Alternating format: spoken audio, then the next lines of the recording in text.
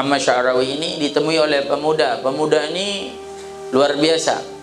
Dia ini senang dengan hal-hal yang namanya jihad. Jihad, ayo kita perangi yang bermaksiat. Jihadnya bagus, tapi yang memerangi maksiatnya nih. Ya, sampai dia pernah bilang kepada Syekh Muhammad Asy-Sya'rawi, dia berkata, "Ya Syekh,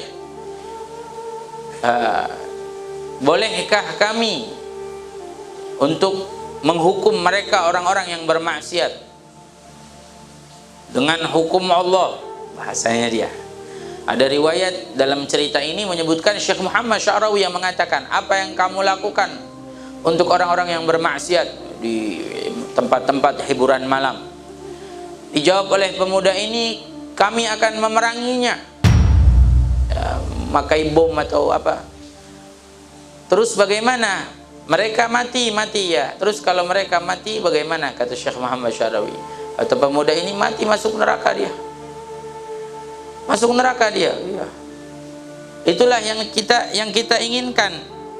Ya, kalau syaitan juga menginginkan sama masuk neraka orang tersebut. Kata ini pemuda.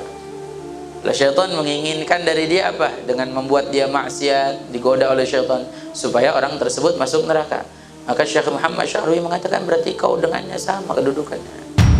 Apa kedudukannya? Sama-sama mendorong orang untuk masuk ke dalam api neraka. Artinya bukan dengan cara seperti itu. Ya. Tapi dengan cara yang baik, kedudukan yang sama. Lihat Rasulullah Sallallahu Alaihi Wasallam dalam dakwahnya. Dakwah Rasulullah SAW berbeda dengan dakwahmu. Rasulullah SAW mengajak orang supaya tidak masuk ke dalam api neraka. Sampai dalam riwayat Nabi pernah menangis ketika jenazah Yahudi lewat di hadapan Rasulullah. Sahabat, "Ya Rasulullah, ini Yahudi, ini non Muslim. Kau menangis ya Rasulullah. Apa ini tangisanmu?" Dijawab, "Nafsun tafallatat min yadi wa dakhalan nar." Satu jiwa yang lepas dari genggam dakwahku dan masuk dalam api neraka. Non Muslim ditangisi oleh Rasulullah. Dari riwayat lagi, pernah ada satu anak kecil sering membantu Rasulullah, dekat dengan Rasulullah, non Muslim Yahudi. Ayahnya benci dengan Rasulullah sampai sering melarang.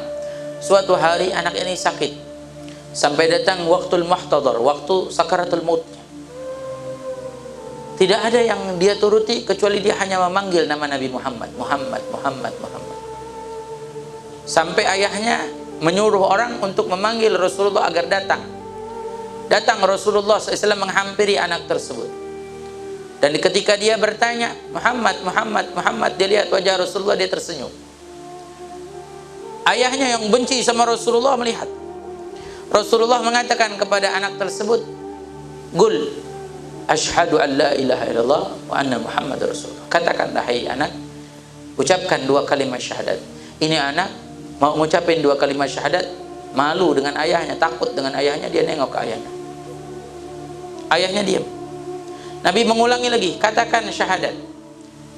Ini anak nengok lagi ke ayahnya, baru ayahnya setelah beberapa kali mengatakan, "Ati Abul Qasim." Taatlah kamu dengan Abul Qasim, turuti.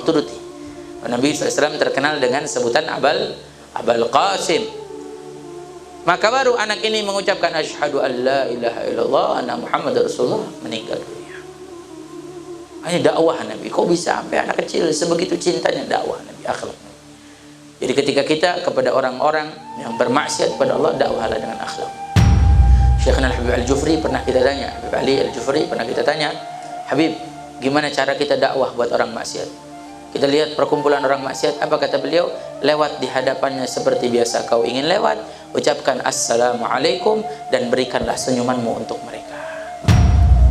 Bukan memberikan perlawanan, bukan memberikan apapun, tapi memberikan senyuman untuk mereka. Jadi jangan pernah, artinya tidak pernah dalam syariat mengajarkan kita untuk berbuat anarkis. Makanya Habib Ali pernah ditanya seperti ini, "Cinta enggak kamu sama orang yang maksiat? Mukmin, muslim, maksiat?" Habib Ali bilang, "Saya cinta pada orangnya, tapi saya benci kemaksiatannya." Boleh kita benci kemaksiatannya, tapi tidak boleh kita membenci orangnya. Sama seperti orang kafir, boleh kita benci kekafirannya, tapi tidak boleh kita membenci orangnya. Karena walaupun bagaimanapun orangnya ciptaan Allah, ruhnya siapa yang menitipkan? Allah. Ya, sama seperti dengan makhluk-makhluk Allah yang lain.